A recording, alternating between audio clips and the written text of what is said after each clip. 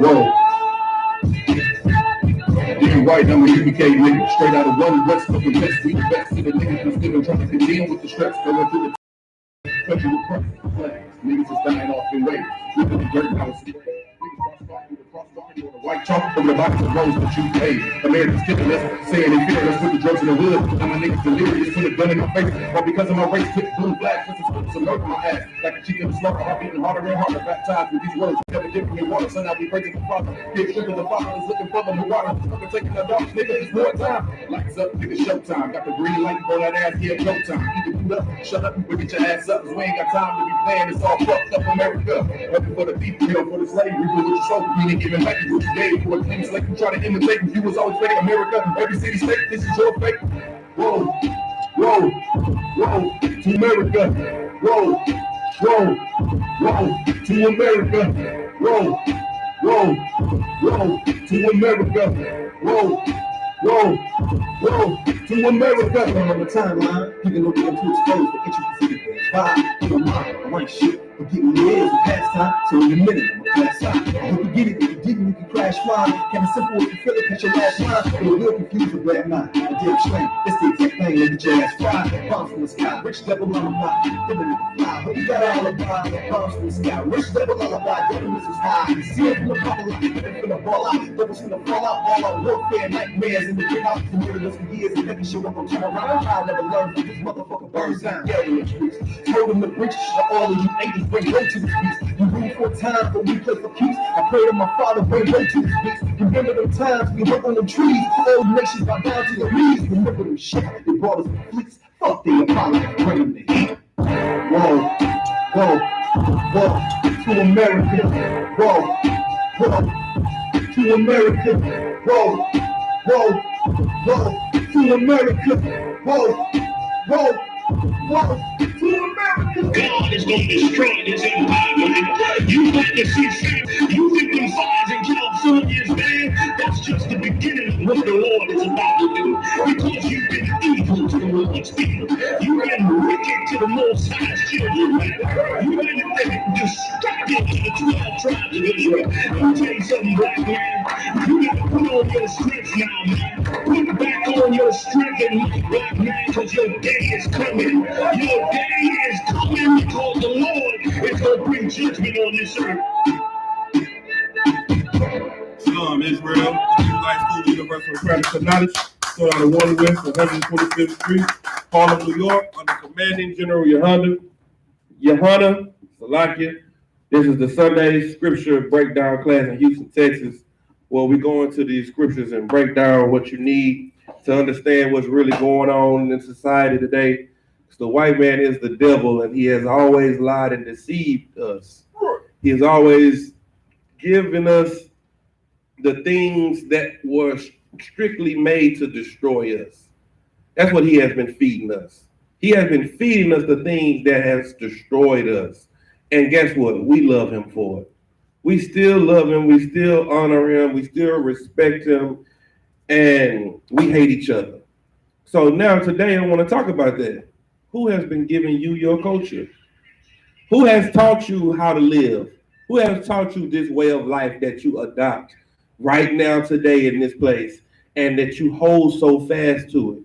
Because if you find out where it comes from, then you can find out if it's for you or not. If the person on your block that you just had a fight with yesterday came to your door with some muffins, and they not saying they sorry, they just giving you some muffins, would you eat them? And everybody's shaking their head no. Why not? Somebody get the mic and tell me why. Go ahead. You don't know what the hell they put in the muffins. You don't know what the hell they put in the muffins. Well, guess what? We don't know what the hell the white man put in this culture that we got. Right. We don't know what the hell they done did to this lifestyle we live in.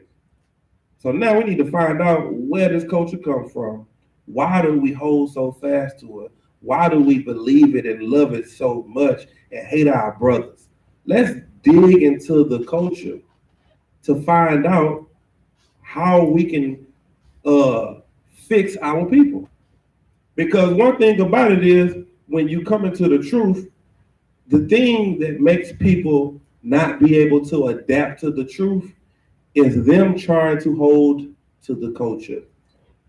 You see what I'm saying? The thing that makes you come into the truth and not be able to adapt is the things that you're trying to hold on to from your past life.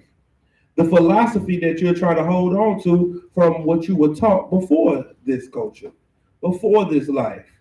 You understand? So now we're going to get into it. Somebody give me Genesis chapter 3. Give me Genesis 3 and give me 7. This is the book of Genesis, chapter 3, verse 7.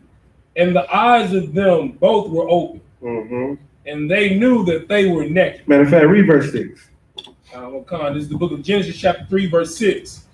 And when the woman saw that the tree was good for food. Now, this is Adam and Eve in the garden. And I'm starting from the beginning so that you can see that the same trick that was used back then is the same trick that is being used right now.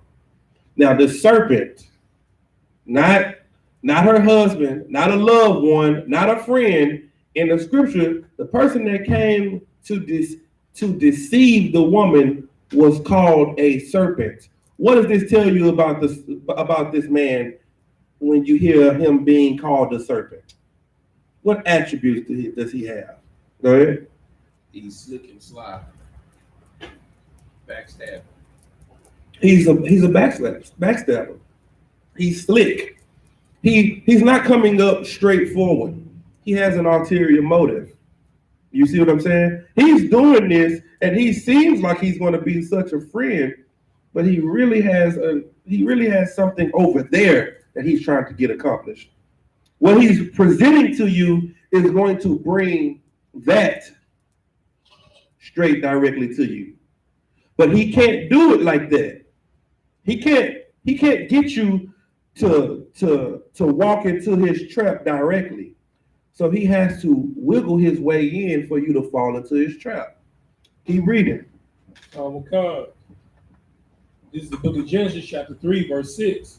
And when the woman saw that the tree was good for food, and that it was pleasant to the eyes, and the tree to be desired to make one wise. Make one full. Make one wise. Make the food taste good. Make one wise. What is this tree offering? What is this serpent offering the YAHANNA? The knowledge of evil. The tree, right, but just give me one word. Yeah. Yes, but give me another word. You said it, just take the other words out of it. Knowledge. Because it said that the tree was desired to make one wise. So the information that's coming from this tree is information. It's knowledge. It's a way of life. It's a culture. Because people build their life up around information. And that information is what makes them live their life that way. You see what I'm saying? So, like the sister was bringing out earlier when we was talking before class, she said somebody made a comment on Facebook about it's okay if you let your son play with a doll because there's nothing wrong with that. That's the culture that Christianity taught her. The culture of it's all good. Let's just forgive whatever. Let's believe whatever. You understand? That is the thing that formed that mindset. And that's what she did, and that's what happened in the garden. She found out that this tree was some information that could make her wise. And you know what? This is something that Black people always want. Blacks, Hispanics, and Native Americans. We always think that the information we have is not going to make us wise. But what they're telling us is. You see that? What we're taught in our houses, we ignore that. But we go out in the streets to find somebody who's going to say something that we could adapt to, that we could feel. You see what I'm saying? Right. And that's the same thing that's happening here. Keep reading. That one come. She took of the fruit thereof and did eat, Mm-hmm. and gave also unto her husband with her, Go ahead. and he did eat. Mm-hmm. Verse 7. And the eyes of them both were open, and they knew that they were naked. And Now, what does it mean that their eyes were opened? Go ahead. their perspective of life was broadened. Their viewpoint was broadened. At first, they were only seeing things this way, but then their eyes were opened, and now they can see all of this over here that they couldn't see before. And they look this way, and then they see stuff over here. When before, they looked both ways and they saw nothing. They just saw what was directly and straight in front of them. Now, you think by knowing more, life is better. You think by having a wider expanse of knowledge, a wider variety of information, that you know more. But what does it say in Ecclesiastes 12:12? Somebody else get that and read it for me. Ecclesiastes 12:12. Because this is the same thing that people who commit suicide do. People that jump off of bridges, there's a study done. And there are people that jump off bridges to commit suicide. And what the study says, when they jump off the bridge, as soon as they jump, they regret jumping. You know why?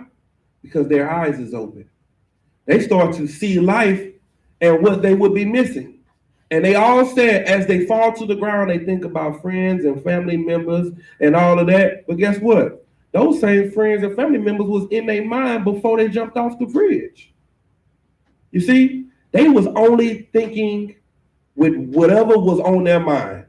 Oh, she left me. Oh, I lost my job. Oh, this is the worst thing ever. I could never live after this. Until you're about to die, and now you start thinking about living. See what I'm saying? Keep reading. Read what you got in that scripture. This is the book of Ecclesiastes, chapter 12, verse 12. And further, by these, my son, be admonished of making many books. There is no end. There's no what? No end. Go ahead. And much study. Much what? Study. A lot of people think the more they study, the wiser they become. But much study does what?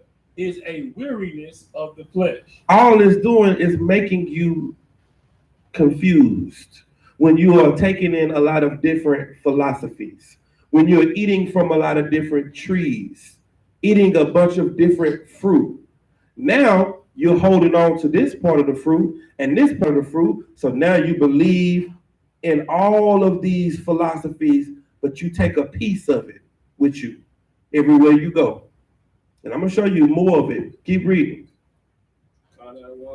No, that's all I need on that. Go back to Genesis. Yes, sir. That's what I was. Okay, go ahead. Yes, sir.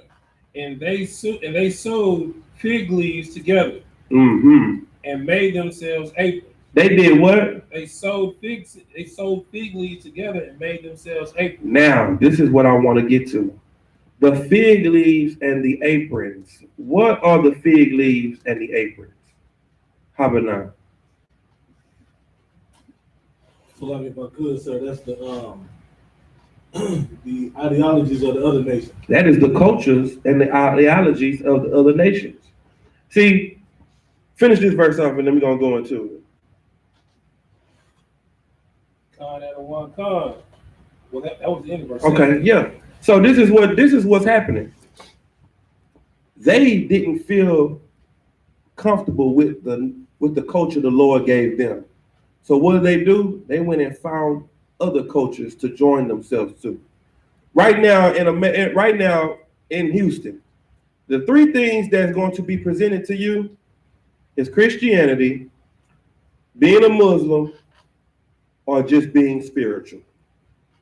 If you're not a Christian, if you're not a Muslim, then people say, I don't believe in no religion, I'm just spiritual. And with being each one of them, something comes with that. You understand what I'm saying? With being a Christian comes with, hey, Brother Johnson, how you doing? Oh, praise the Lord, hallelujah. I just thank you, Lord. That's the spirit you take on. Being a Christian comes with wearing a suit, trying to use big words, you know what I'm saying? Singing and clapping, waving your hands. That's the culture of Christianity.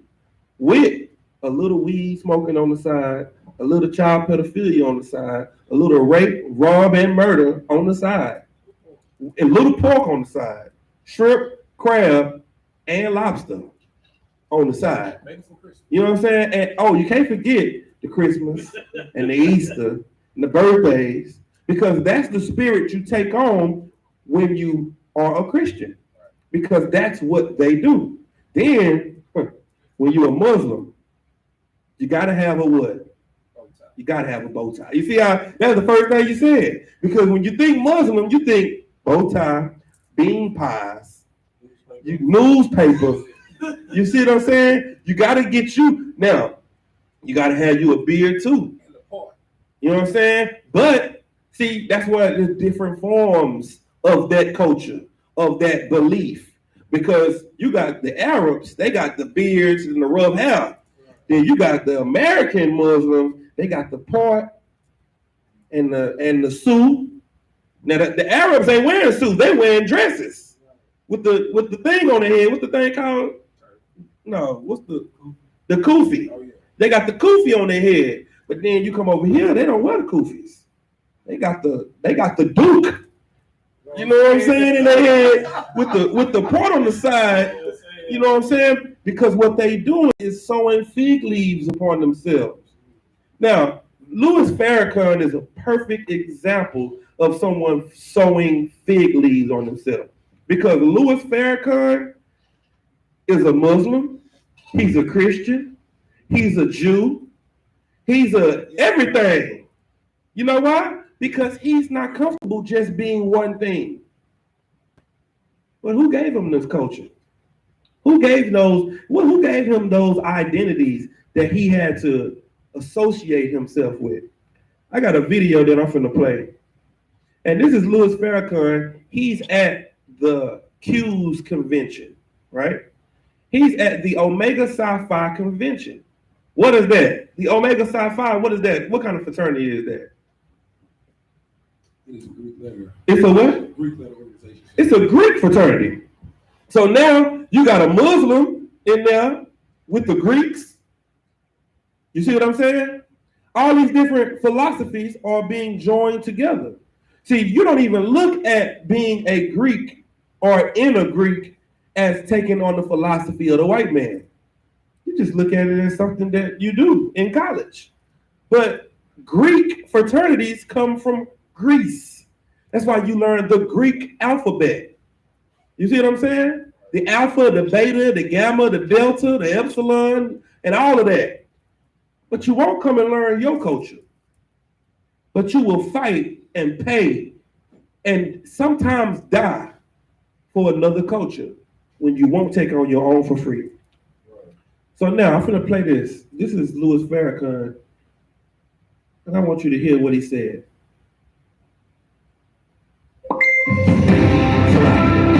It's an ad.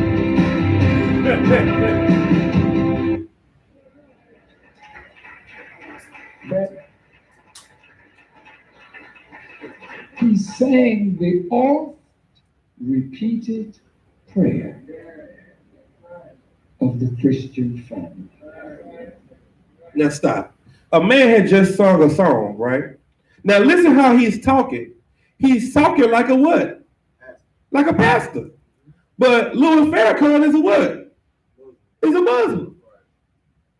And he's talking about the prayer of the Christian family. Do you hear that? Now, when do we ever talk and teach on Christianity? When do we do that? Never. But listen to him though. So,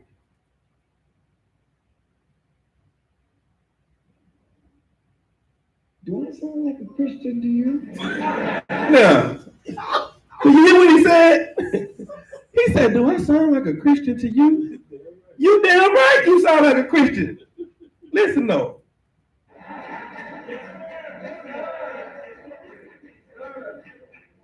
It's because I really am. Now, Good night. if you ever hear we say that Muslims are Christians, it's because they really are. Louis Farrakhan just said it. Louis Farrakhan just sewed another leaf onto his apron. Keep listening. I'm a Muslim. He's a Muslim, I'm a Christian. a Christian, Yeah, I'm a Baptist. and a Baptist. I'm a Methodist. A what? I'm an Episcopalian. I'm Catholic.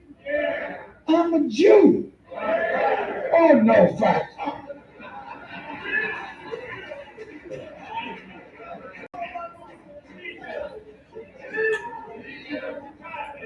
And you hear all that hoorah in the background? That's a bunch of our people that feel the same way because we don't know who we are. They are in there saying that they are Christians. Now, he's talking about God. That's what he's talking about. He's not mentioning the Bible. I mean, he's not mentioning the Quran. He's not mentioning anything to do with Allah. You know what I'm saying? Like when a brother takes on the spirit of being a Muslim, then he says that I'm no longer Tyrone. I'm Hashib Muhammad. That's what he say. Not Muhammad. Muhammad. That's what he say. You know why? Because he takes on that spirit. Louis Farrakhan just said he was everything in the Christian church. He said, I'm an Episcopalian. I'm Catholic. He just said, I'm all of this. Did you hear it, brother? Was you gone? You was gone. Let me just bring it back just a few seconds. I don't want you to miss that.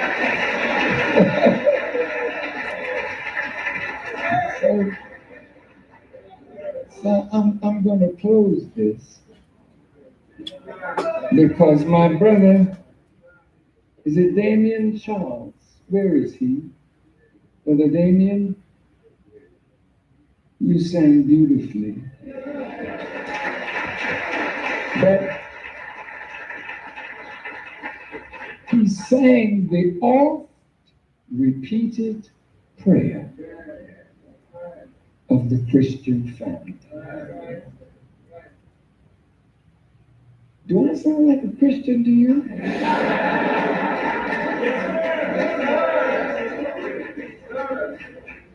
It's because I really am. I'm a Muslim. I'm a Christian. Yeah, I'm a Baptist. I'm a Methodist. I'm an Episcopalian. I'm Catholic. I'm a Jew. Oh, no, fact.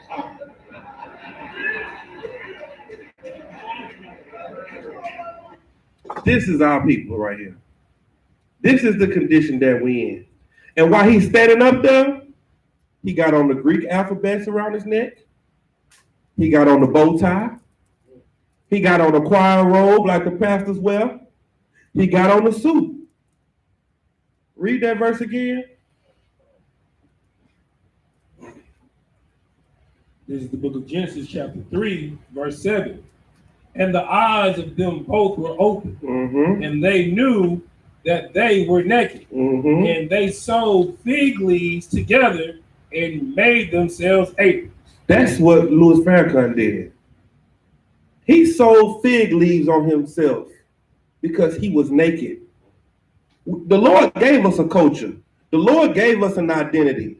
And now the white man is telling us how to be black. The white man is telling us what's right and what's wrong. Let me show you. Let me help you out.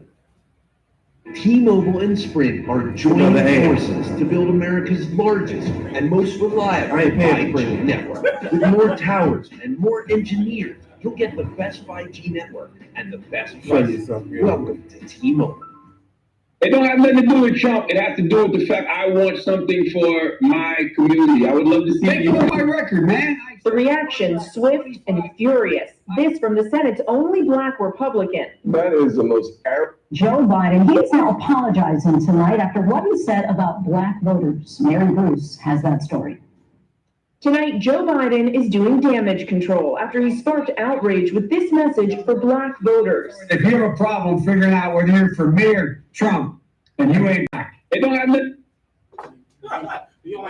Joe Biden say, if you don't vote for him, you ain't black.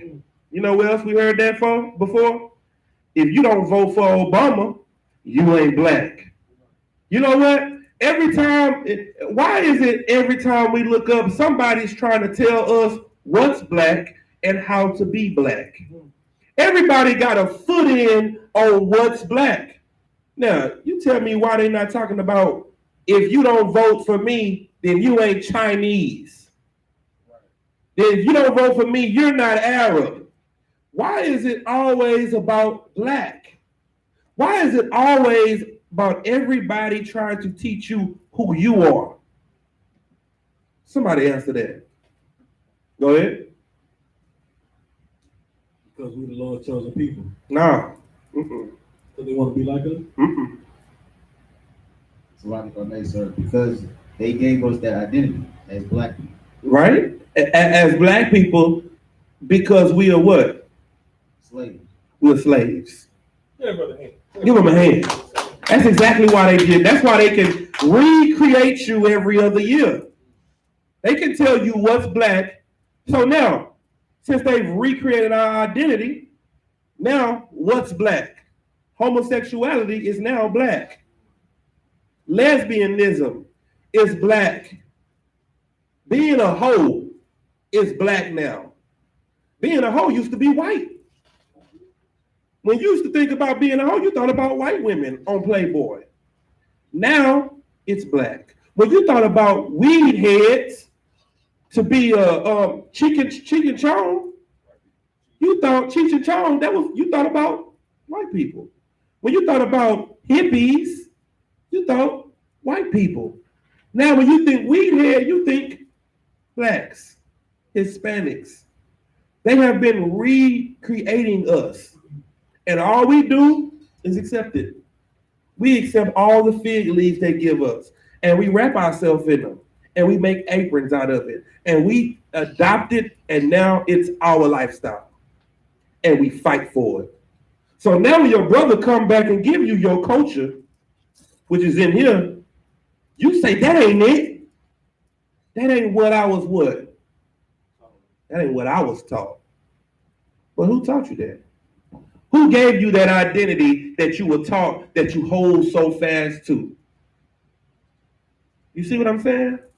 The white man did it because he is the devil the Bible speaks of. That's right. You understand? He is the deceiver on earth, the liar, the one that has always been having a hand in destroying the Lord's people.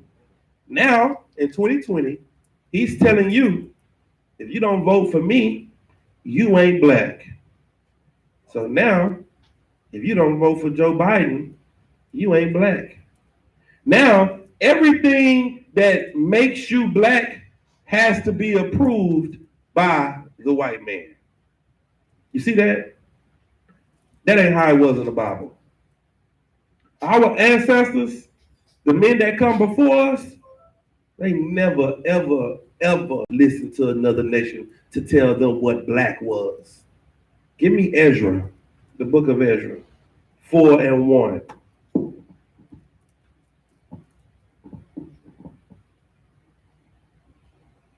This is the book of Ezra, chapter 4, verse 1. Now when the adversaries of Judah. Now when who? The adversaries of Judah. What is an adversary? Habanah? Enemy. An enemy. The enemies of Judah. Go ahead, keep reading. Now when the adversaries of Judah and Benjamin heard that the children of the captivity builded the temple unto the Lord God of Israel, then they came to Zerubbabel and to the chief of the fathers and said unto them, let us build with you. What did they say? let us build with you. You see, the first thing that they did was they had to come to our men. They had to come to the leaders of our nations, the chief fathers. Let me ask you a question. Where are our chief fathers now? Right now, Louis Farrakhan would be a chief father of our nation. He would be a spokesman for black people. If white people wanted to come and talk about black problems, they would go to Louis Farrakhan, they would go to Al Sharpton, they would go to Jesse Jackson. They would go to these men. These would be our chief fathers. And if they said, hey, let us build with you, let us help you out, what would they say? What would Louis Farrakhan, Jesse Jackson, and Al Sharpton say if some white men and some Chinese and some Arabs come and say, look, man, I see y'all trying to build a temple to y'all God. I serve y'all God too. Because I'm a Christian. I'm a Muslim. I'm a Baptist. I'm all of these things. And you are too. So can I help y'all? What would they say? What type of donations you gonna get? They gonna say, absolutely, brother. Sure. We would be glad for you to help us. But read what they said. For we seek your God as ye do. You see that? And we wait. That's it right there. That's what they proposing. Let us help you because we seek your God the same way you do. I go to church. I praise the Lord too. Keep reading. That one comes. And we do sacrifice unto him since the days of Esarhaddon, king of Assur, which brought us up hither. Look, we've been doing the things that you do. We sacrifice into your God as well. Don't count us out. You want to build a temple to the Most High? We want to help you. That's what they said. Keep reading. But Zerubbabel and Jeshua and the rest of the chief fathers of Israel said unto them, ye have nothing to do with us to build an house unto our God. What did they say? Ye have nothing to do with us to build an house unto our God. When they try to tell you that you're not black, if you don't vote for Joe Biden, what should you say? Ye have nothing to do with us to build an house unto our God. When they say you should invite white people into the UPK because we all want to serve the Lord the way you do, what should we say? Ye have nothing to do with us to build an house unto our God. Read. But we ourselves together with you. But we ourselves together with all the nations. But we ourselves together will build unto the Lord God of Israel. Let me tell you something. That's the way it's supposed to be. We should be praying and teaching and raising up our nation by our damn selves. That's what we should do. We shouldn't be around here looking for handouts for nobody.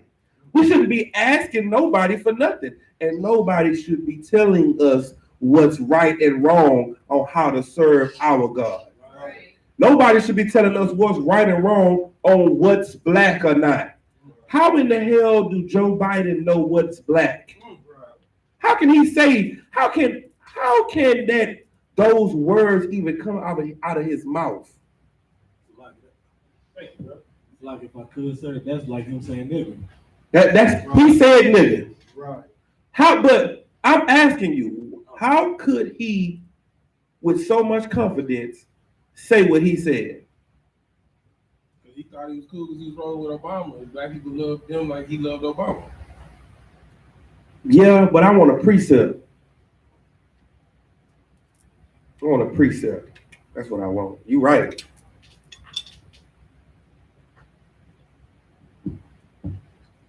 Give me Obadiah. What you got? You could use a precept of our people being destroyed from a lack of knowledge, that they allow something like that to be said. Yeah, our people have been destroyed for a lack of knowledge. Give me the pride. You ready? Yeah. This is the book of Obadiah, chapter 1, verse 3. This is why they're so confident to say stuff like this. Go ahead. The pride of thine heart hath deceived thee. Because they are so prideful. They don't even know that the things that they're saying is even evil. Because the pride of their heart has deceived them. They are so used to you being a slave and telling you what to do, they think they just giving you good advice. You niggas don't know what to vote for. If you want to be black, vote for me. Y'all don't know about politics. You know, let me help you out. Vote for me, niggas. If you want to know something, you want some good information, listen to me. Listen to who? Listen to Master. Listen to Master. I know what's better for you. That's why I had you in slavery. Because you couldn't live by yourself without me.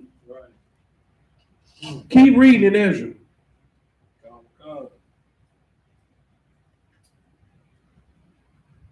But we ourselves together will build up.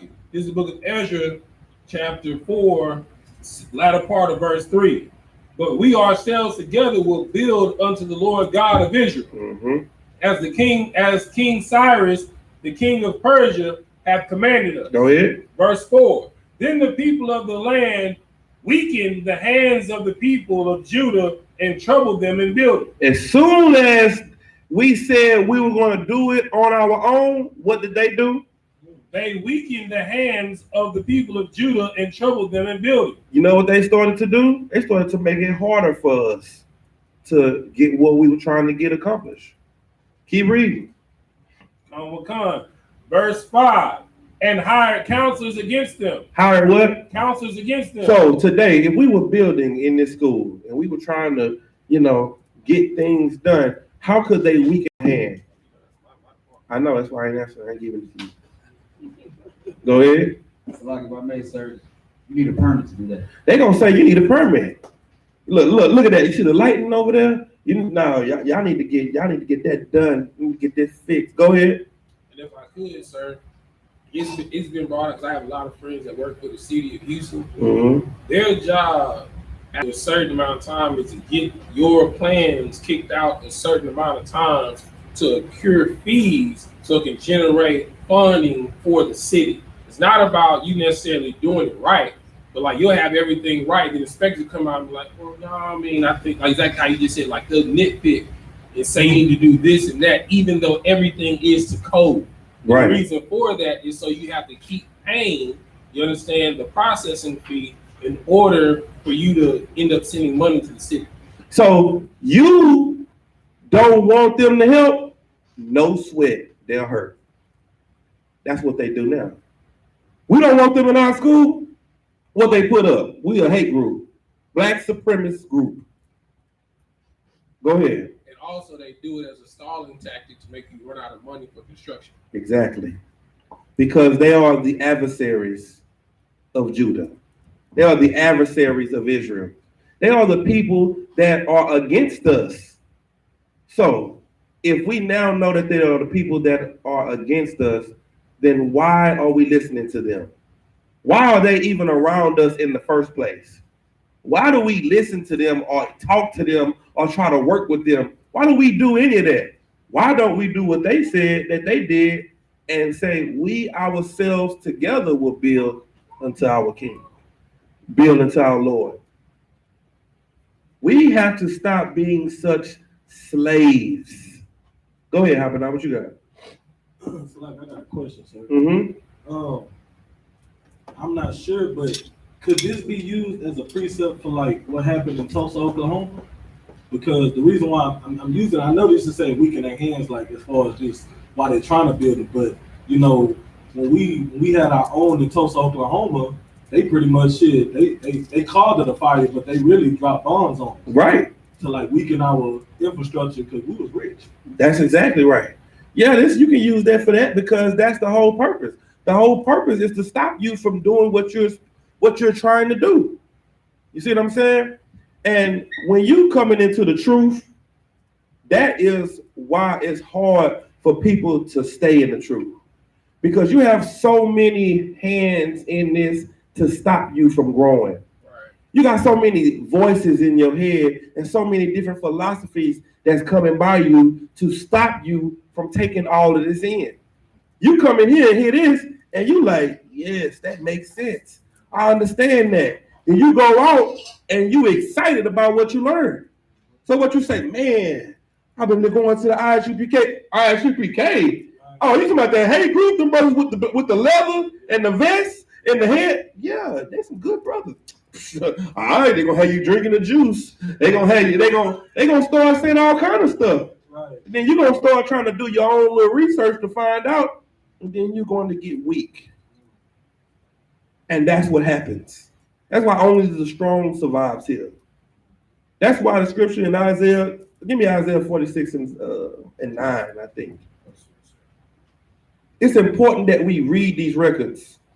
It's important that we go back to understanding the things from the past. That's the only way you're going to know what worked and what didn't work. That's why these things are recorded. They show you, okay, we tried to work with them and then it did this. So now we just gonna do our own thing. And when we do our own thing every time, we prosper. We prosper. Because now you don't have a house divided. You know why America is going to fall? Because they are the divided states of America. They're not unified. Not at all. They hate each other. And the more the Democrats and the Republicans and the Independent and all of these different people fight against each other, they're all separating the United States. More and more and more. And the more they do it, the stronger we're going to become. You see what I'm saying? Because all they're going to do is kill off each other. All they're going to do is destroy each other, hurt each other, tear each other down. What are we doing while they're tearing each other down? Building each other up. And the reason they have been able to survive so long is because when they tear each other down, we tear each other down more. So they're able to come back together and rebuild while we still destroying each other. We got wind of it now. Now we're going to build while you tear down. Read that verse for me. This is the book of Isaiah, chapter 46, verse 9. Remember the former things of old. Mm-hmm. For I am God, and there is none else. I am God, and there is none like me. Read the next verse. Verse 10, declaring the end from the beginning, and from ancient times the things that are not yet done, saying, my counsel shall stand, and I will do all my pleasure. The Lord saying, look, I'm going to declare the end from the beginning. I'm going to tell you how to survive in the end by using the stuff from the beginning. All you got to do is read the scriptures and you will see what worked and you'll see what didn't work. Now you can use these methods. The reason we know that what we do in the UPK is right is because it's the things that worked in the scriptures. It's the things that worked in the past. We're not doing nothing new and saying this works. We're doing something old and saying it works. That's why when we say that ain't no question that the generals ain't never heard, because they old questions. Ain't no new question. You didn't just come up with a question today that ain't nobody ever heard. Some nigga way back in the day thought of that same thing. Why? Why did somebody from the past think of something? Why is somebody right now thinking of the same thing that somebody from the past thought? And I need a precept. What you gonna say? There's nothing new under the sun. The things aforetime were written for our learning, because there is nothing new under the sun. You see what I'm saying? So you ain't doing nothing but saying something that you said a long time ago. And the nigga that answered it a long time ago is answering it again. You see what I'm saying? You ain't coming up with no new ideas and no new understanding. Now, when you come into the truth, you think that this is a walk that's supposed to be about happiness and joy and love and peace and long and just, you know, what Christians say. But give me Ecclesiasticus. What's that, 2? I think that is 2. Read that Ecclesiasticus for me, 2. Start at 1. This is the book of Ecclesiasticus in the Apocrypha, chapter 2, verse 1. Mm-hmm. My son, if thou come to serve the Lord, prepare thy soul for temptation. This is the real truth. This ain't Christianity. When you come to serve the Lord, what you need to be ready for is temptation, hardship, going through things, not happiness, not prosperity. You think you go into the church, you get saved, next thing you think you're supposed to walk outside, you're supposed to have a blessing. You think you're supposed to check the mail, and it's going to be a $5,000 check in the mailbox because now you with Jesus. But that ain't what the Bible says. It says when you come to serve the Lord, get ready for temptation. See, sisters got to learn, you know that being in the world, you know, you want your hair down, and you want the longest weave you can buy. You come into the truth, you start learning that your beauty is not in your hair. That weave is not what makes you beautiful. You make yourself beautiful with how you act, the way you live, the way you talk, and the way you walk. Your behavior is what makes you beautiful. You learn that you come in class, you better have your head covered and your ass covered too, because we don't want to see none of that. You see what I'm saying? You learn something different. So the things that made you comfortable, the culture that made you feel comfortable in the world, gets stripped away from you. The thing that made you feel like, yeah, I'm gonna live the rest of my life like this, we come and snatch all that from you. As soon as you walk in the door, hey sis, next time you come in here, make sure your skirt is a little longer. Hey sis, make sure you get your hair wrapped. Hey sis, make sure, you can ask as many questions as you need, but you're not teaching. You're not gonna teach in here.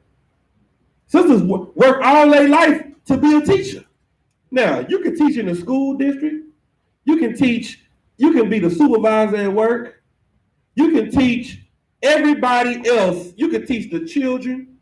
You can teach everybody else outside these walls. But when it comes to sitting up here, you can't teach nothing. And some women just can't bear it. They can't live with the fact that they can't teach the Bible. Just like some men can't live with the fact that they got to take orders from another man. Some men can't come in the truth because they got to get told what to do. But your old life is the one that told you your own man. And you being your own man made you sell drugs. You being your own man made you a robber and a murderer and everything evil that got you 10, 20 years in jail. Now you finally come home, and now it's time for a new start. Well, guess what comes with a new start? A new understanding.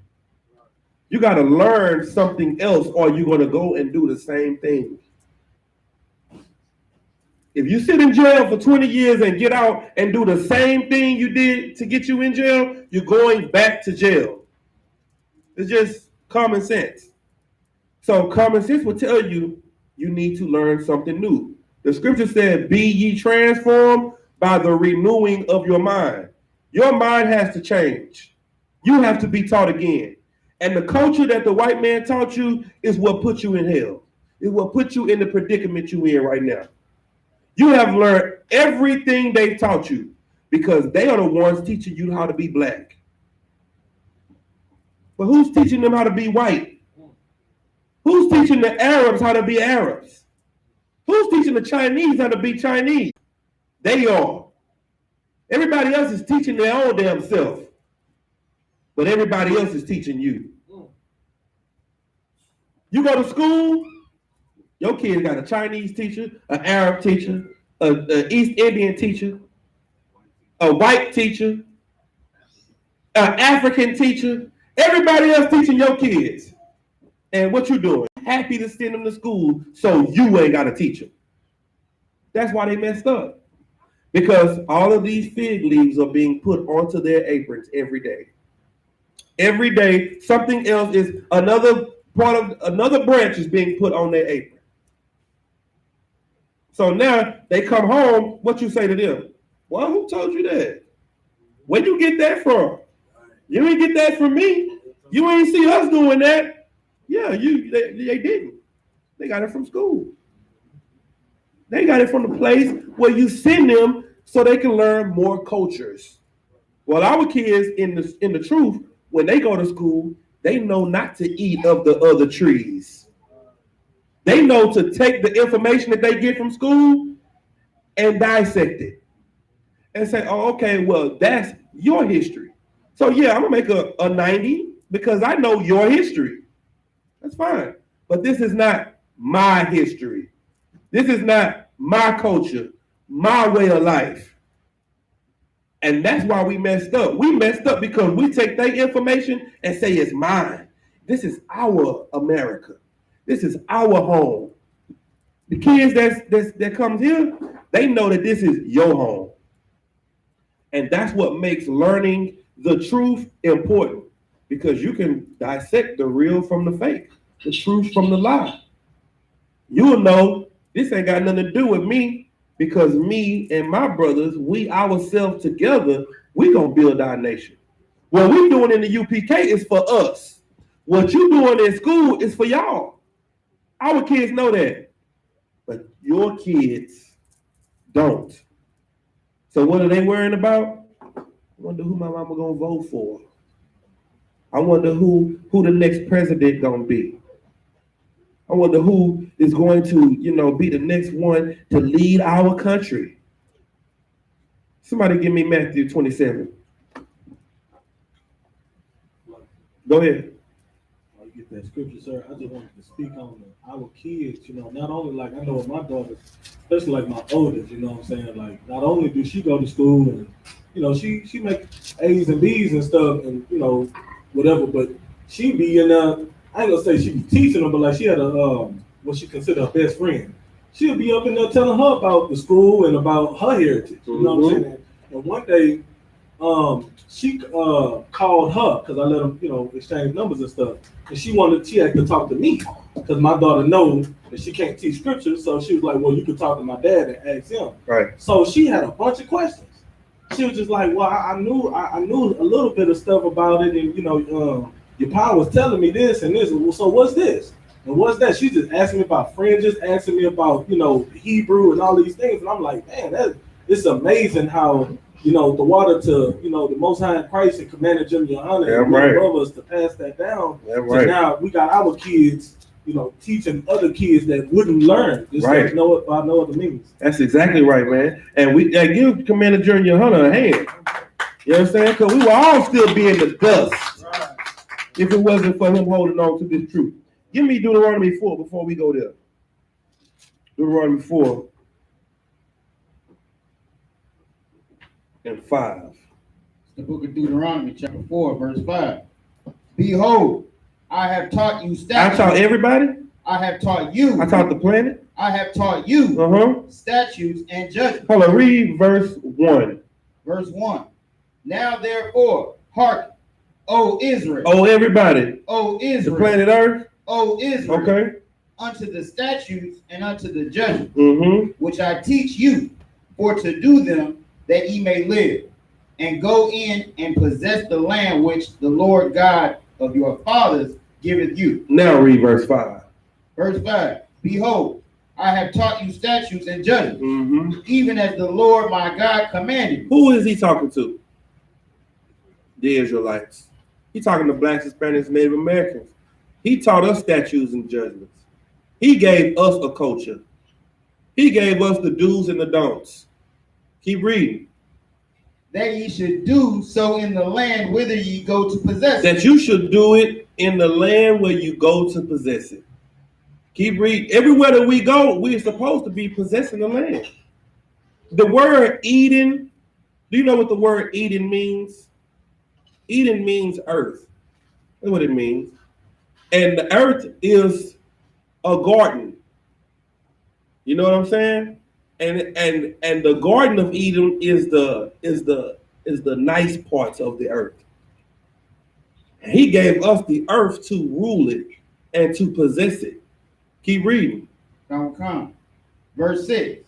Keep therefore and do them. Mm-hmm. For this is your wisdom and your understanding in the sight of the nation. Wait, this is all people's wisdom? This is your wisdom. Wait, this is for everybody. This is your wisdom. Go ahead. And your understanding in the sight of the nation. This is your wisdom and your understanding in the sight of who? The nations. All nations don't understand the Bible because this is not their wisdom. The people don't understand what's going on in society because of the white man teaching you the Bible, and this is not his wisdom. He shouldn't be teaching you this. This is not his understanding. This is ours. Keep reading. Which shall hear all these statutes and say, surely this great nation is a wise and understanding people. Surely what? This great nation is a wise and understanding people. That's what we're supposed to be. We're supposed to be wise and understanding. Everybody's supposed to come to us and learn. Everybody should have a question and see an Israelite in the store and say, Salakia, sir, if I may, what's really going on with this pandemic? And they should see any Israelite on the street and they should be able to explain it, because in our righteousness, we would be the teachers of the earth. We would be them, oh, well, what's really going on is the Lord is plaguing y'all for how y'all treating us. So, y'all need to go and tell y'all higher ups, the people in y'all mountains, the people at the top of your nation, that they need to leave us the hell alone and it'll stop. And I sure appreciate it, because my baby is about to die. Yeah, if you want to live, then go tell Trump to leave us the hell alone and to let my people go out of them cages in Mexico and to free my people over here and give Puerto Rico some damn help and give Flint some fresh water. And okay, I don't want to come, so I sure appreciate it. That's what they're supposed to say. But now, look at it. What? How do you become black? Vote for me. Now we get all the wisdom and the knowledge and the understanding from them. We look to them for the understanding. Keep reading. Verse 7. For what nation is there so great, who has God so nigh unto them? That has who? Who has God so nigh unto them? I thought God was close to everybody. I thought he was the God of everybody. No, he's close to us. He's ours. Go ahead. As the Lord our God is in all things that we call upon him for. Go ahead. And what nation is there so great that has statutes and judgments so righteous as all this law, which I set before you this day? Verse 9. Only take heed to thyself. Let's look out for everybody. Only take heed to thyself. We all should join hands with all nations. Only take heed to thyself. Why is he saying that? Why is the Lord telling us to only take heed to ourselves? Only look out for your own. Go ahead.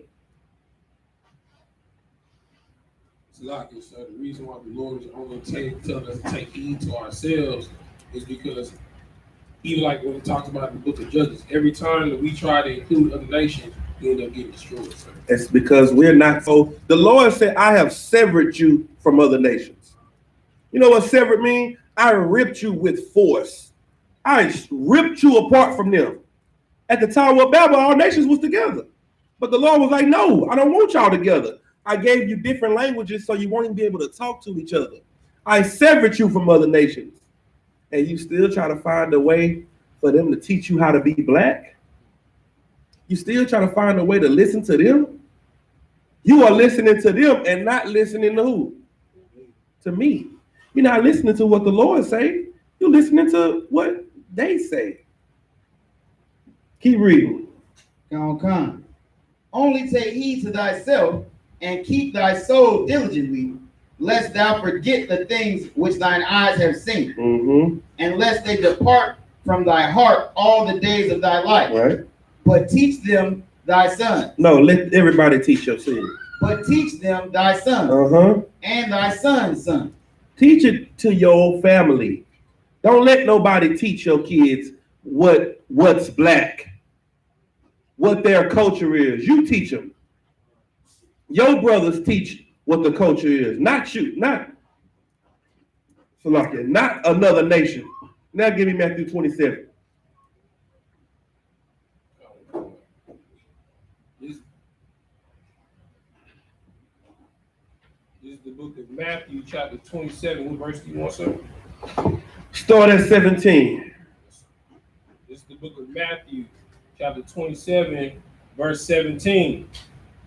Therefore, when they were gathered together, Pilate said unto them, whom will ye that I release unto you? Barabbas or Yahawashi, which is called Mashiach? Now he's talking to us. Pilate is a white man. And he's talking to the nation of Israel. And he's saying, who do y'all say I release to y'all? I'm finna release a prisoner. Which prisoner should I release? Keep reading. Verse 18. For he knew that for envy they had delivered him. Verse 19. Read verse 20. Verse 20. But the chief priests and elders persuaded the multitude that they should ask Barabbas. Now, the chief priest of old was saying, we ain't doing everything with y'all. We separating from y'all. But the new chief priest was willing to kill the most righteous man on the earth. The new chief priest, the ones that we have now that we listen to, that we follow, they are sellouts. Right. That's what they are. Go ahead. But the chief priests and the elders persuaded the multitude they should ask for Barabbas and destroy Yahawashi. Verse 21. The governor answered and said unto them, whether of the twain shall ye that I release unto you? Mm-hmm. They said Barabbas. They said who? Barabbas. Now, Barabbas was a known murderer. He was a known thief.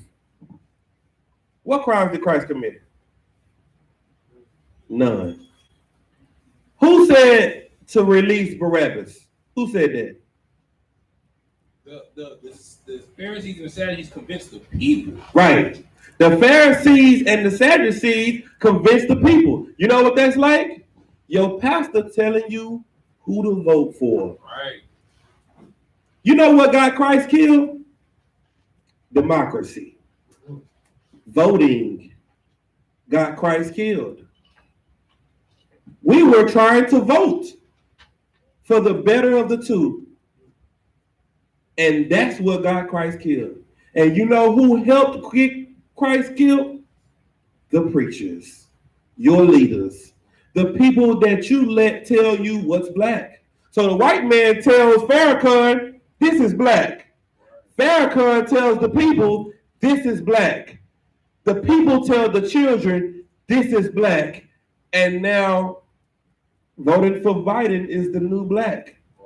So now, if you don't vote for Biden, you're not black. If you vote for Trump, you're white. If you don't vote for Obama, you're not black. You see how it works? You know where that came from? The white man. He just passed it all down. Just like right here. Pilate was like, what y'all gonna do? The leaders was like, we gonna do this. Pilate said, no, I don't agree with that. The leaders was like, the hell with that. After a while, you know what starts to happen? You stop listening to your leaders. You stop listening to the white man because now you think you know better. And you don't know a damn thing because you're stupid and dumb because he has made you stupid and dumb. And once the yoke of iron is off your neck and you are now just thinking on your own, you are thinking of a bunch of dumb shit all day. So now what's your life? Robbing, selling drugs,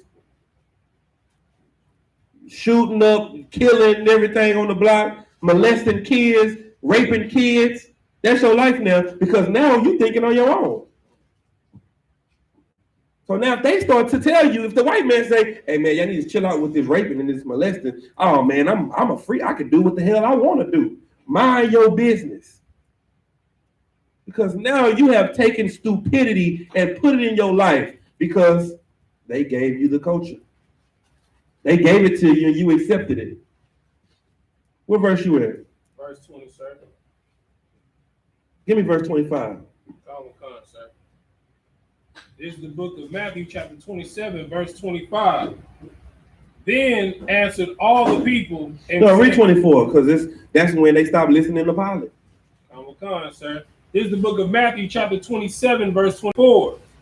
When Pilate saw that he could prevail nothing, but that rather the tumult was made, he took water and washed his hands before the multitude. Watch this. There are some people that say, you know what, black people? You are the Jews. You are the children of Israel. And y'all need to turn back to y'all culture and follow the men of the Lord. There's a video on the internet where a brother said, you need to follow the warlords of the I.S.U.P.K under commanding General YAHANNA. And it was a white man that said it. You know what they said to him? They said, nigga, shut up. I'm following T.D. Jakes.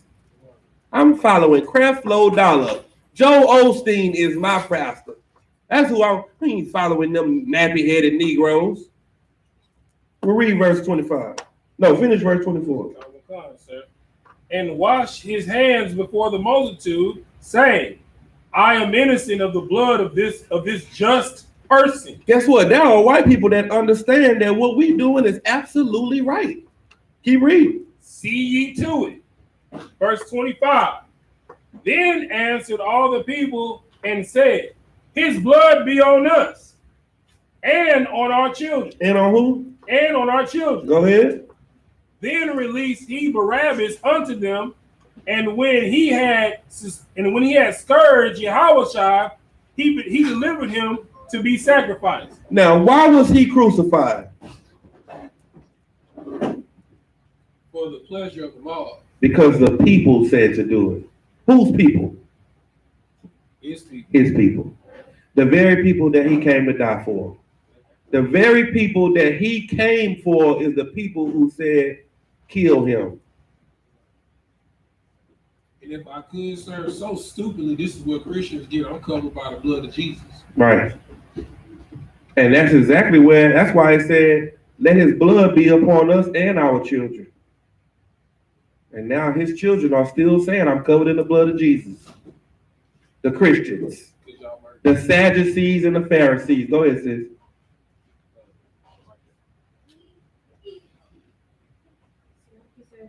Mm-hmm.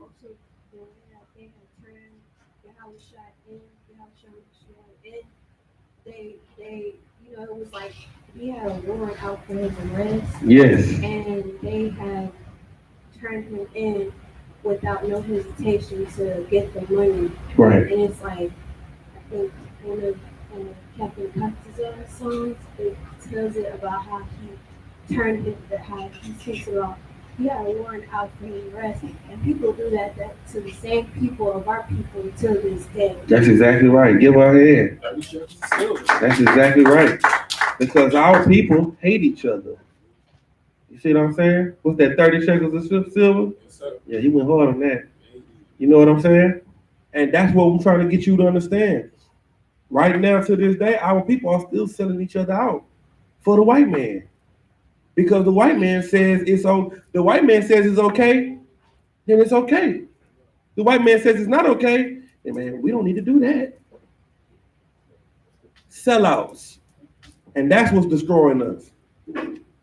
Now, when it comes to being in the truth, just know being in the truth is not easy. It's not easy. It's not designed to be easy. It's designed to show your worth. It's designed to show if you deserve the kingdom of heaven. And not just deserve the kingdom of heaven, but especially men to rule the kingdom of heaven under your king. You are not just fighting for, a seat in heaven like Christians. Christians just want to walk around heaven all day. That's what they want to do. They just want to walk around. My mother will be there. My father will be there. My sister. They think it's a big family reunion. We look at the kingdom of heaven like new land to rule. Right, we're going to rule where Christ at. What we having on crowns? You want to be a baller in hell. I want to be a baller in heaven. Go ahead, So I got a question. So basically, we have to be crucified for our culture like Christ was in order to rule with Christ and King. Right. We gotta die the way Christ died. Christ gave his life, so why wouldn't you have to give your life? You gotta give your life the same way he gave his. That's only fair, ain't it? Christ died, so you should die.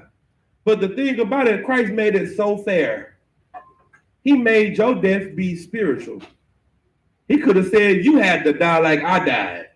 You had to get beat through the city, carry your cross, get hung up on the hill like I did, and die like I did. When he just said, you're going to be beat through the city spiritually. Your family and friends are going to turn their back on you. They're going to talk about you. And you're going to die to yourself spiritually. How? You're not going to be able to, you're not going to have the friends you had at first, but you're still going to have friends. Right now, I don't call none of y'all my friends. Y'all my brothers and sisters. Damn right, sir. So I had relationships with people that was short term. And I got relationship with people that is for life. Right. I got something better here than I had there. And Christians always say, brother this, brother that, sister this, sister that, but they don't mean it. We mean it. Ain't none of us going without anything while any one of us breathe. You're not going to be able to tell me that you don't have it, and I got it, and I don't give it to you. And that's vice versa all through the nation, all over the world. But see, Christians make it to where you don't want to correct people because Christians say that no sin is greater than the other. So if no sin is greater than the other, then the murderer can't say anything about the homosexual because my sin is just as bad as yours. So I can't say nothing about you doing it. So now the thief can't say anything to the pedophile. Nobody could correct each other. So all you can do is turn a blind eye to it. Give me the kingdom of heaven suffering violence.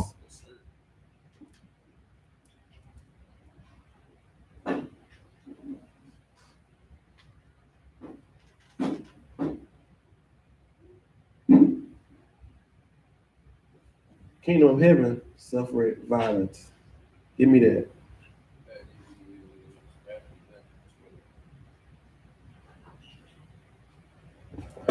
Read it. Is the book of Matthew, chapter 11, verse 12.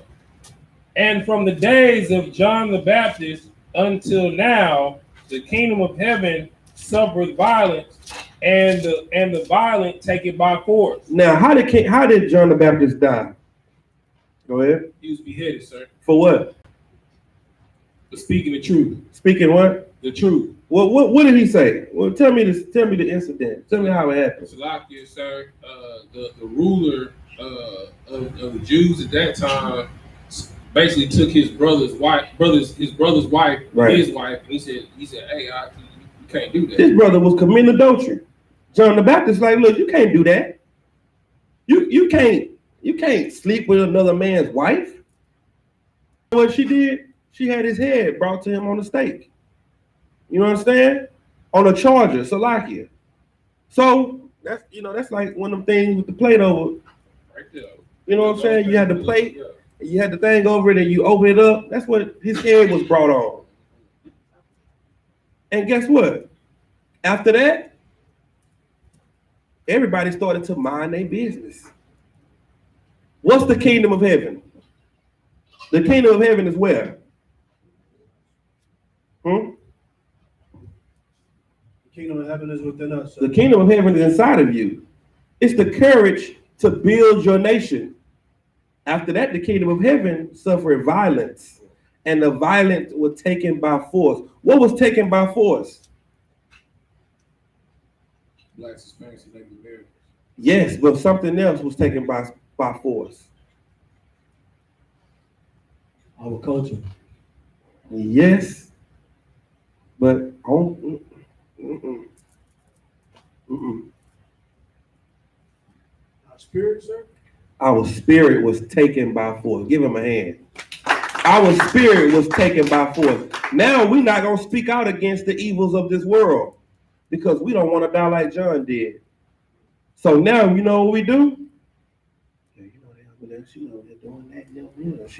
She's sleeping with him. He's sleeping with her and doing this and that. And they married. And this and that. Now, nobody wants to speak out against the evils of this world because the violent take that spirit of courage, of faith, the Holy Spirit, by force. You know what makes us so beautiful? We're not afraid. We have the courage. You're not taking our spirit by force. We see evil, we say something. How many times we've been at camp and the brother be standing in front of us with a cigarette? Hey, bro, put that cigarette out. Go over there. We ain't smoking that cigarette in front of us. How many times have we been standing at camp and telling a sister that was, and it's funny because what a woman do when she walk by the camp, a woman will leave the house with her ass out and her breasts out, and she walking down the street. But as soon as she has to walk by the camp, she start pulling the pants down. We're not even talking to her. We're not talking about her. The brother could be talking about pork, crab, shrimp, and lobster. She walk by the camp and be like, because she knows she's wrong. She feel that in the presence of righteousness. That spirit is not in church no more. Women go in church with their ass out. Because that spirit was taken by force. It was even taken out of the Southern Baptist Christians. Your grandparents they were not raised under the Christianity that is happening right now. Homosexuals couldn't walk around in a church in the 40s. Hell no. But now, since the spirit has been taken by force, they direct the choir. They preach. They do everything that they want to do because that spirit has been taken out of the earth, except in the UPK. That's why we have to keep everything that we do here, we have to keep it holy. We got to keep it the same way it was because the world is trying to make us like them. And when we try to trim to be like them, it messes up the kingdom of heaven. Go ahead, So like you said, I was going to ask, is a good precept for this Ecclesiastes 7:7 where it says, oppression makes a wise man mad, the gift destroyed the heart? Yes, the gift destroyed the heart. That's what's destroying us, money. Trying to get accepted. I can't, I don't want to lose my job. I don't want people to be mad at me. I don't want my friends to turn their back on me. Just imagine, how long has your barbershop been dead in your life? Your barbershop ain't been dead? My barbershop is dead. 4 years dead. Oh, because I ain't been there. Oh, so I got you. You see what I'm saying? Yeah, everything that that line up, say we're not as clean as we used to be. Let me tell you something. If we had them little clean tapers we used to have, and looking all lined up with the Egyptian spirit, we would get more people to listen to us. We would have a million people in here if we looked like them. Right. But that's not the spirit of Christ. Right. That's the spirit of Babylon. And two cannot walk together unless they agree. And the spirit of Christ don't agree with that. You understand? You got another somebody holding something for me? No, sir. Last thing you asked was Matthew 11:12. Keep your heaven, take our Bible. Oh shit. I think I'm done with it. I'm gonna just leave it at that. Go ahead. If I could, sir, before you close, I just wanted to say, like, because you had brought up a point earlier, and I've just been holding it. Like, in the world, for some of us, what I'm saying, we was in the streets and stuff and being part of gangs and stuff.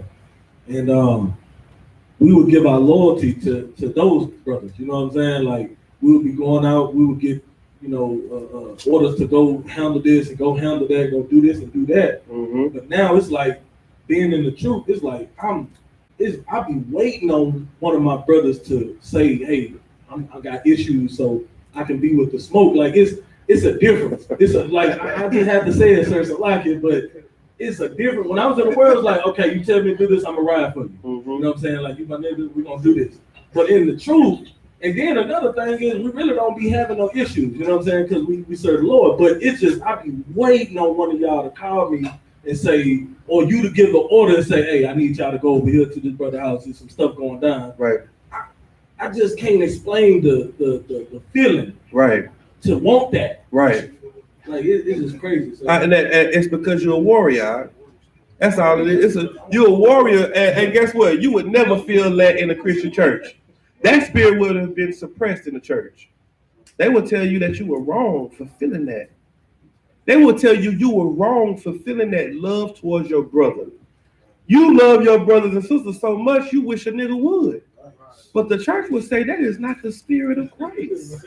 Jesus didn't die for that. That's exactly what he died for. Right. He died so that we could love one another. That is what Christ said. No greater love is it than a man lay down his life for his friend.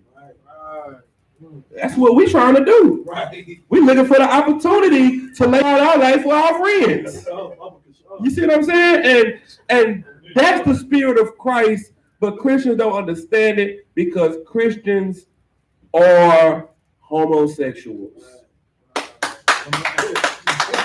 And everybody I know is Christian. And I'm saying it because that spirit that's on them is not the spirit that Christ left us to follow and live in. Go ahead. Well, if I may, Big mic, brother. Big mic, brother. Sir, if I may, what you're bringing out is such a heavy topic and a subject because the Christian church will sit here and tell you that you're wrong for wanting to fight for your brothers. Right. But at the same time, the Christian church takes in drug dealers, gangbangers, molesters. Right. And they take their money all day long. Mm-hmm. Like the Christian church is a classic example of Deuteronomy 28 and 48. We're saying that we are, we're serving our enemies for everything and one of all things. And that a yoke of honor been upon our necks for so long, now it done destroyed us mentally and physically. And now they don't know how to get out of it. But the I.S.U.P.K under the Committee General YAHANNA is telling you the only way to get that yoke of iron off your neck and off your mind is to be what's the best way to say it? Retrained. Brainwashed. Right. Reborn. Right. Right. Mm-hmm. Damn right. They sit here and say that we're wrong all the time for saying that, but that's what we need. Once we can do that, then we wouldn't have to worry about Joe Biden saying something like that. Right. He should have never felt comfortable enough to even utter those words. But the Christian church made him comfortable enough so he can say that and he can go ahead and take it back and they'll love him again. Let me tell you what's going to have to happen. Because heathens decide our culture, there's going to have to be an exodus of black people in politics. What's going to have to happen? Black people are going to have to leave the white man's politics alone. We're going to have to get out of everything that is not us and strictly focus on us. Once we do that, it's over. We need to let them know that we don't want this place to live. We don't want this place to continue. Just imagine if Tim Scott, the right-hand man to Donald Trump, right? He's a black senator, right? Let's say if Tim Scott says, you know what, Trump, I'm no longer giving you counsel on how to deal with black people. I'm going to go and I'm going to deal with black people myself. I'm a senator. I got enough, I can do what I need to do. We can deal with stuff in-house. And we just going to deal with our own people. Then Donald Trump is going to have to say, okay, well, call me if you need me. I'm not going to need you. We got it. Okay, well, we don't need you to be the senator. No problem. I'm going to still do what I want to do for my people. I got enough money. I know enough people in enough high places that we can all just work together, just us, take care of our own people. If we were to ever do that, and then say, Hispanics, y'all are brothers too. I'm talking about y'all too. I'm trying to make this place a better place for you too, but without them. Do you know how fast America will fall overnight? I'm not talking about in a month. I'm talking about in a week. If black people and Hispanics separated themselves from this place and all places all over the earth, the UK, Nicaragua, you know what I'm saying? I'm talking about wherever we are, Jamaica, Brazil, the Dominican Republic, all of that. If we were to separate overnight and start to look out for our own people, it would hit the earth so hard. I think the chariots would come then, because that's all Christ's waiting on. Christ is waiting for us to fall away. That's what it say. Ain't that what it say? 2 Thessalonians 2:3. Let no man deceive you by any means, for that day shall not come except there come a falling away first. The first thing we're gonna have to do in order to get Christ to come back is fall away from the other nations. Separation is holiness. Remember that. There need to be a shirt. Separation is holiness. You see that? Because if we are joined together with everybody, we are not holy. The shirt needs to say separation is holiness. Like it need to be two hands not holding. You know what I'm saying? Like, holding hands, that's not holiness. But not holding hands is holiness. Not being joined with anybody. We need to be what? Racial distancing. Racial distancing. We can't put that on the shirt though. But that's what people don't understand. They always talking about, why y'all always talking about white and black? I didn't hear nobody saying anything about if you don't vote for Joe Biden, then you're not Arab. They saying if you don't vote for Joe Biden, you're not black. Because it is white and black. Everything that's going on in the earth today is a white and a black problem. Right.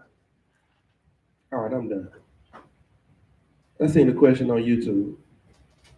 Give me Colossians 3:8. Yes, sir.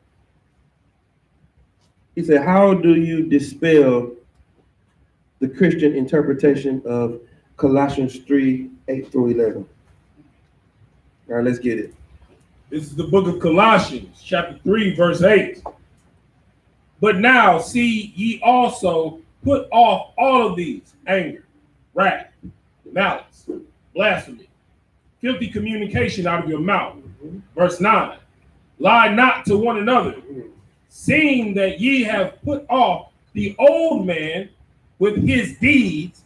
Verse 10. And have put on the new man, which is renewed in the knowledge after the image of him that created him. Verse 11.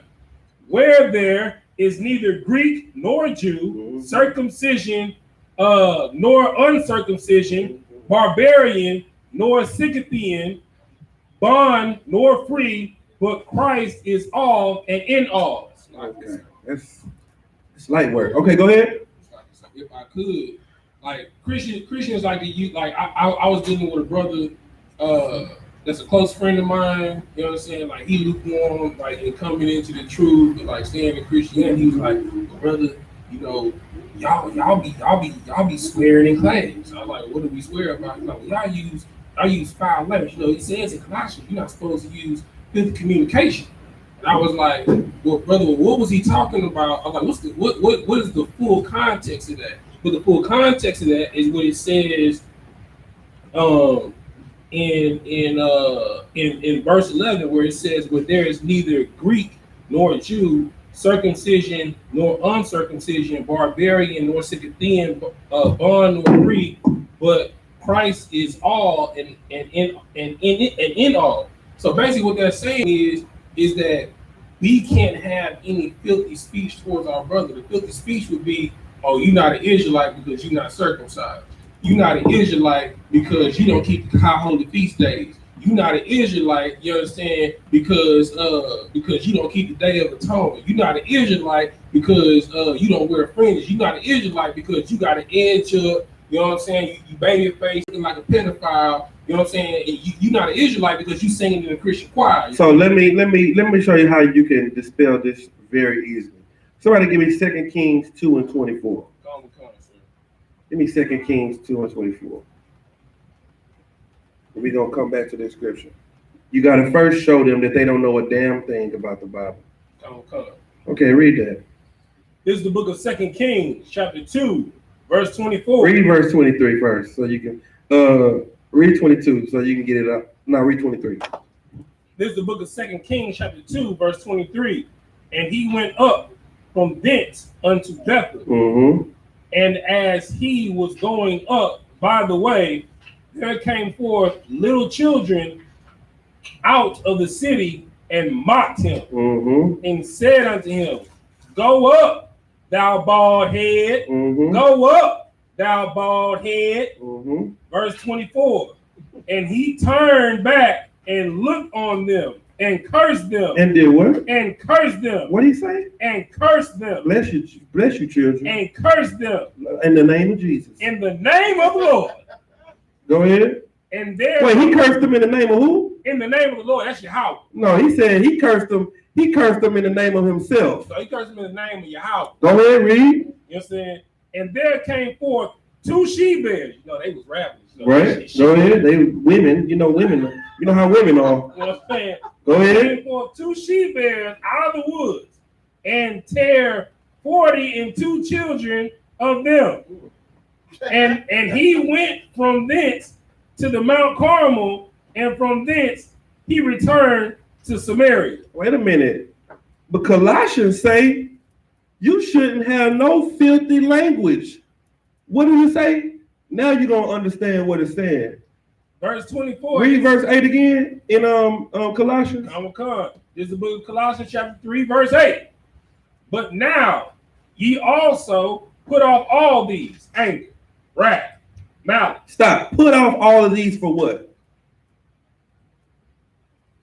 Because you shouldn't feel this way towards your brother. Toward who? Towards your brother. Keep reading. So now you're going to put off anger. You're going to put off wrath. You're going to put off malice, blasphemy. Keep reading. Filthy communication out of your mouth. Verse 9, lie not. Do what? Lie not. Do what? Lie not. What is filthy communication towards your brother? Lying on your brother. Lies is filthy communication. We can curse because Elijah just cursed the hell out of these kids and they got ate by bears. That's what he did. He cursed the kids. It said curse. That's what it said, didn't it? This scripture don't say nothing about curse. It just said filthy communication. Filthy communication towards your brother is lying on your brother, starting rumors about your brother. That's what this scripture is talking about. It has nothing to do with cursing. Because I just showed you cursing for what you think it is. And he used the word curse. And the Lord heard his cry. Go ahead, sis. When it says curse, you can begin to the mic. Water.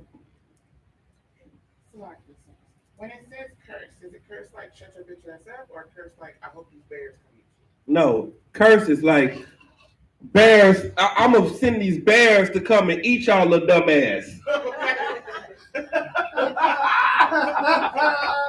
Go ahead. But Salaki, sir, more importantly in this context is everything. You know what I'm saying? Christians cherry pick, right? This scripture is specifically talking about bad mouthing your brother because he's ignorant to his culture, which is right on line with what we're talking about today. You understand? So when they talk about filthy communication is telling your brother he's not your brother because he killed Christmases when he was young because he was ignorant to the culture of his forefathers. You understand? Filthy communication is telling your brother that he's a heathen because he's not circumcised. Because he's not circumcised. Keep reading. Real talk. That's a lie. You are making your brother not come closer to the Most High because of your lie, because of your stupidity. Keep reading. Verse 10. And have put on the new man. And done what? And have put on the new man, which is renewed in knowledge after the image of him that created. He's trying to come in here and learn a new way of life. But you're telling him he can't come in and learn a new way of life because he's not circumcised. That's what you're saying. You're saying since you wasn't raised in Jerusalem, since you missed the Passover, because this your first time doing the Passover and you 30. So you can't come back into the nation. That's filthy communication. And that's what they were doing back then. They were telling people, you can't come into the nation because you are a Greek. You are a heathen. You are of another nation. Well, now since Christ died for us, you a lie. So now keep reading. And have put on the new man, which is renewed in knowledge after the image of him that created him. He is putting on the new man because he was taught something else. He came into the truth. Right. Now he's putting on his culture. Right. Go ahead. Verse 11. Where there is neither Greek nor Jew. Now, you used to call him a Greek, but now he's not a Greek. Go ahead. Circumcision nor uncircumcision. It doesn't matter if he's circumcised or not circumcised. Go ahead. Barbarian or Scythian. They would call you a barbarian if you were circumcised. Bond nor free.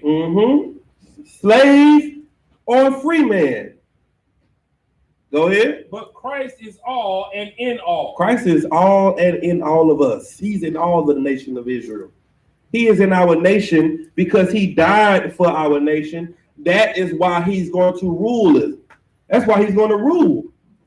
Because of the sacrifice he made. And now you telling another brother that's trying to make the same sacrifice that now it don't mean nothing because he ain't circumcised. That's filthy communication. So that's an easy way to cut that scripture. Any questions on Facebook?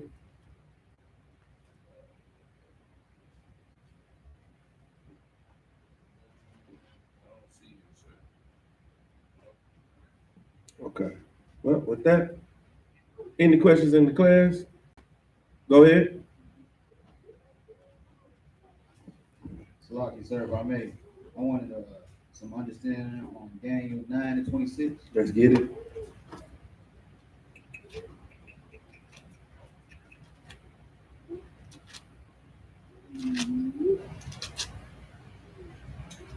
Read it when you get it. This is the book of Daniel, chapter 9, verse 26. And after 62 weeks shall Messiah be cut off, but not for himself, but the people of the prince that shall come shall destroy the city and the sanctuary. Stop. Who is the Messiah? In the mic. Sir, Christ. Christ is the Messiah. Okay. And it said, and the people of the prince. Who is the prince? Christ. No. People of the prince. The people of the prince that shall come to destroy the city and the sanctuary. Christ destroyed the city and the sanctuary? So who are the people of the prince that destroyed the city and the sanctuary? This is we're talking about the Messiah. Greeks and Romans. The Romans. Who was the Roman prince? What was his name? Caesar. What is it saying in the Zondervan Bible dictionary? It'll help y'all.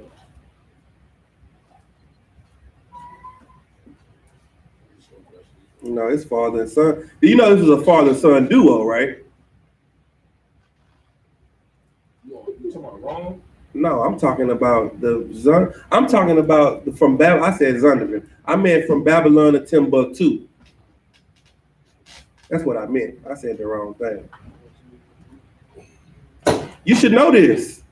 Who was this in this from Babylon to Timbuktu? There's two names that's said in there. Oh, Romulus and Remus? No, that ain't what it say. You talking about the two sons of Rome? Yeah, I'm talking about two sons of Rome, but that ain't who came and took the city and the sanctuary. Get the book out. Get the book. Come on now. Officers, nobody? We at camp. I'm a Christian. I pulled this scripture. Y'all could? Huh? Titus and who?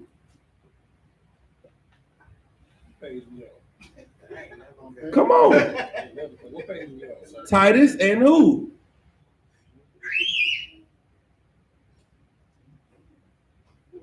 Titus is right. What we at in the Babylon Timbuktu, sir? The one that you 665 BC, Roman armies and General Pompey in Jerusalem. General who? General Vespasian. And his who? Yeah, give him the mic. Yeah, read it. Cut. Yeah, go ahead. Go ahead. It's fine. We all get cut sometime, brother. Go ahead and read it. This is from Babylon to Timbuktu, chapter 84. Page 84. Now read the scripture again, because so you can see who the prince is that they're talking about. Go ahead. You got the prince? Read that again. It's the book of Daniel, chapter 9, verse 26. And after 62 weeks shall Messiah be cut off. Right. So this talking about Christ's life. He gonna die. Right. Go ahead. And the people of the prince that shall come shall destroy the city. Now, who is the people of the prince that come and destroy the city? Tazadak, read. This is from Babylon Timbuktu, page 84. In the year of 65 BC, the Roman armies under General Pompey captured Jerusalem. In 70 AD, General Vespasian, his son Titus put an end to the Jewish state. Who did? Who put an end to it? General Vespasian and who? And his son Titus put an end to the Jewish state with great slaughter during the period of the military governors of Palestine. Right. Many outrages and atrocities were committed against the residue of the people. This is when they destroyed the sanctuary and the temple. This is the siege. Keep reading. During the period from Pompey to Julius, it has been estimated that over 1 million Jews fled into Africa, fleeing from Roman persecution and slavery. The slave markets were full of black Jewish slaves. All right, now finish reading the verse that you got questions on. You were good. Keep reading. And the people of the prince that shall come shall destroy the city and the sanctuary. The people of the prince shall come, destroy the city and the sanctuary. Go ahead. And the end thereof shall be with a flood. And unto Stop. What's the flood? Let me ask you that. What's the flood? Go ahead. Salaki, if I may, sir, is it a false doctrine? No. What? Would it be the Romans, them taking over the land? Yes. Keep reading. It's in the very next part. And unto the end of the war, desolations are determined. The war was the flood. Them running through the city was a flood of people coming in. They was coming in and destroying stuff. Keep reading. Is this a moment? Is that it? That's it. That's it. Alrighty then. Any more questions? You got a question, Kingston? What? What's your question, Kingston?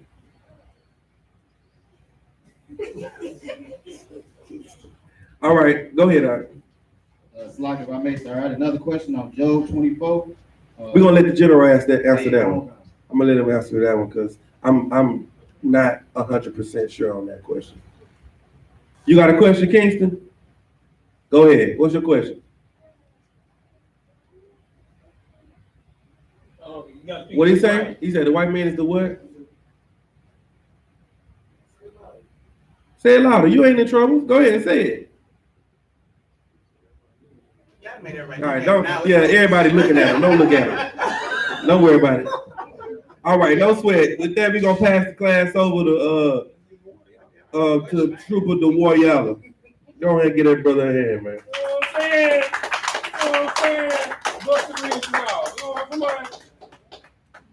Let me make sure there ain't no questions online.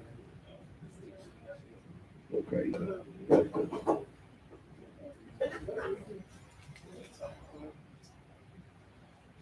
All right, let me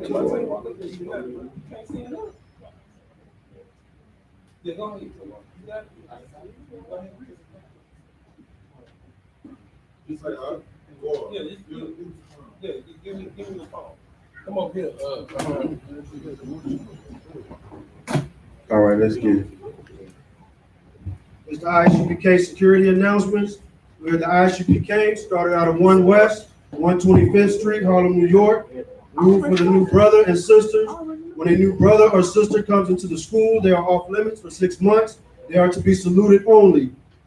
They are here to shed themselves of the world. If they need transportation, the teacher will arrange it. After 6 months, if a brother or sister has an interest in a particular person, he or she must get permission from the head to speak to a brother or sister. There is another 6 months in which the brother and sister will court each other. After the 6-month period, the brother and sister will get permission from the head to marry. Tithes, which is a commandment. Numbers 18:21. Malachi 3:8-10 means a tenth in the Hebrew, ma'ashra. 10% of every penny of any increase the Lord gives you. Holy convocations. The Passover has been postponed until further announcement. If anyone wants to be a trooper in the school, to start wearing all black. Boots, shirt, pants, headband, scarf. And these are the security announcements. Okay. All right, with that, I'm gonna put my mic in. It's right there on your paper. Everybody get ready for June the 4th through the 8th.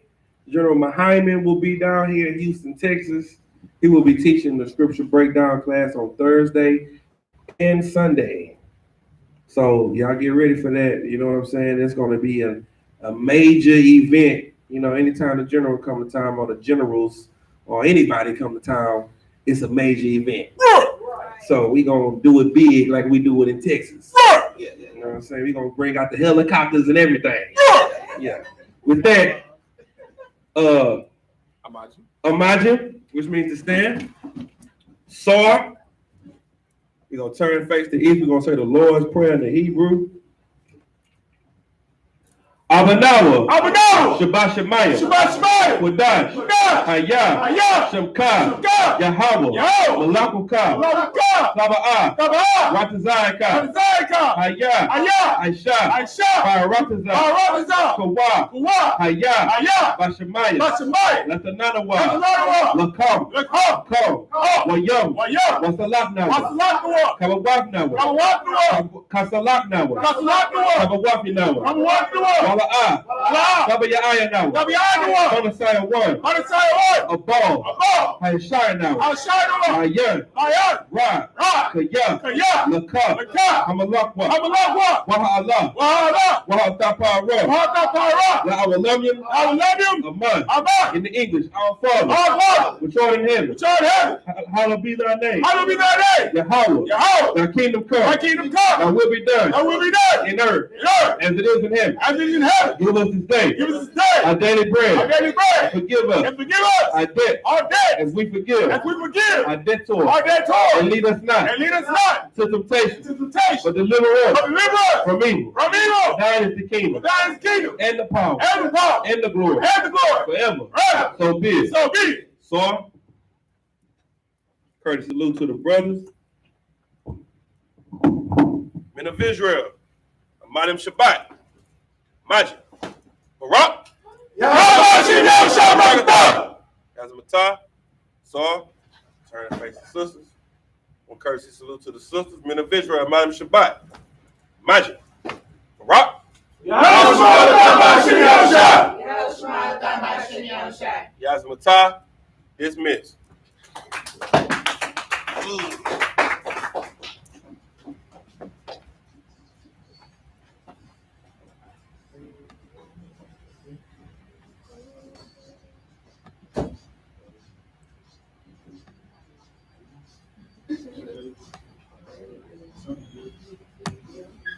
Somebody got the Street Fighter music?